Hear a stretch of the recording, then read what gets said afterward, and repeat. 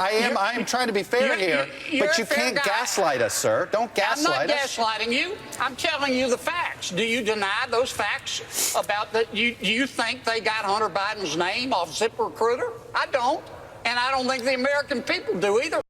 Senator, it's Mike Barnacle, and I want to ask you, you just said a few seconds ago that you don't want to prejudge anyone on this. You don't want to prejudge Vice President Biden.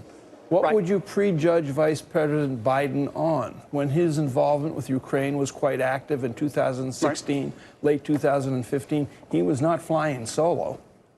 Well, this is the way I think an average American, to the extent that he or she is interested, is looking at this about Vice President Biden right now. A Ukrainian oligarch put the vice president's son on his board of directors, paid him $600,000 a year, hired his law firm, and gave his law firm a boatload of money. How did the Russian oligarch get the vice president's son's name? Did he get it off ZipRecruiter, or was he trying for some kind of connection? Stop! Stop! Stop talking about the corruption of Joe and Hunter Biden. We don't want to talk about it. We only want to talk about the impeachment of Trump. Stop talking about anything else. We got to impeach Trump. That's all we want to talk about. Yeah, right now, the mainstream media is in the grips of impeachment fever. And as a result, you're going to see some very amusing moments. One of which is this from David Chalian, a very pompous David Chalian of CNN, who's talking about the gravity of the situation. You got it? The gravity of the situation. I just want to go to Speaker Pelosi's words here, because I think she captured so brilliantly the moment we're in, which is a moment of, quote, utmost gravity. That's what she described as the congressional responsibility, if indeed it comes to passing articles of impeachment, utmost gravity. And that's the moment that the country finds itself in. This is going to be a circus-like atmosphere, because that is what we've seen in our history. But that should not be that should not undermine what this moment of gravity is for the country. This is those foundational principles of the forming of our country, that whole notion of checks and balances, of co-equal branches.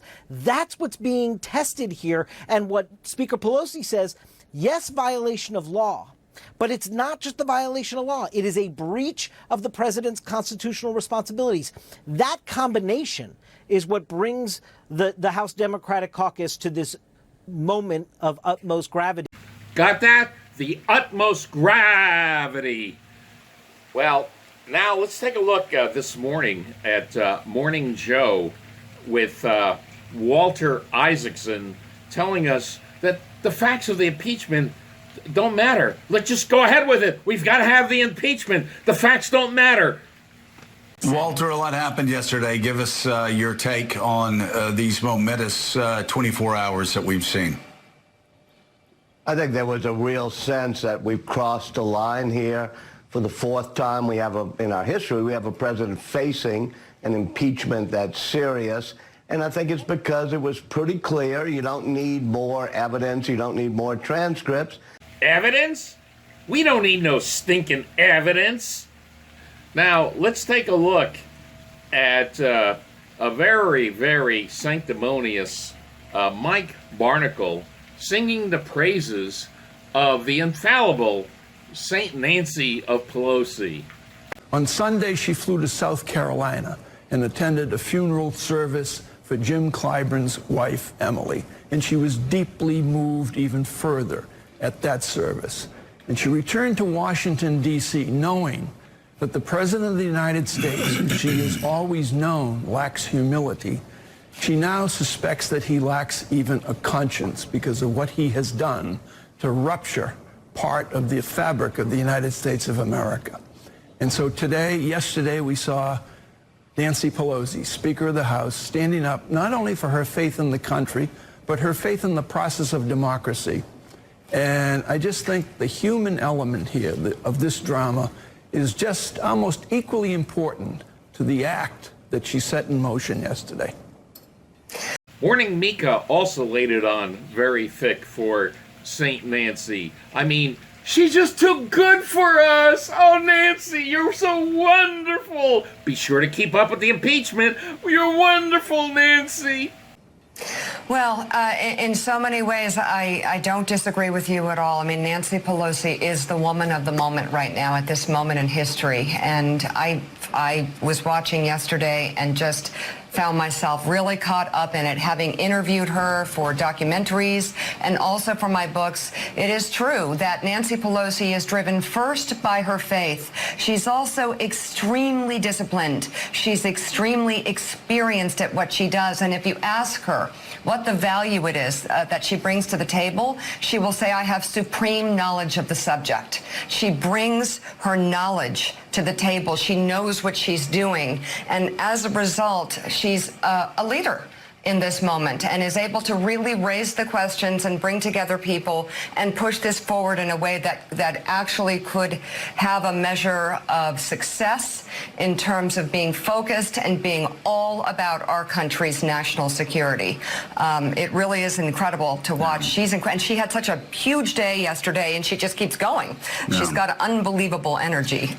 Finally, we come to one of my favorite senators, John Kennedy of Louisiana. Now, he has a down-home, folksy manner of speaking, as you can see. But one thing to keep in mind, he graduated with honors from Oxford University in England. So he, watch as he uses his very, very special skill set and basically dribbles poor Chuck Todd around like a clueless basketball. As Chuck Todd, he doesn't want to talk about anything about Biden corruption. He just wants to get to impeachment. And please, he's crying about being gaslighted. Stop gaslighting us. But here's where I find all this stuff a bunch of it's hard to believe on the Hunter. It's hard to believe the concern about Hunter Biden by some of these folks that are making this case. If they were so serious about this, I'm trying to figure out why nobody from the FBI has been contacted. Do you see why I'm skeptical that the Hunter Biden stuff is really that serious? If they were serious about it, you go to the FBI.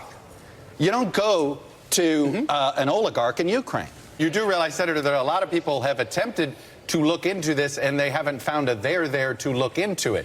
Who has? And that's the point here. You brought up the FBI. Who's looked into it, Chuck? Apparently the Ukrainian government. Apparently every mainstream Ukrainian journalist. Plenty of people here. We've all looked into it. I'm sorry.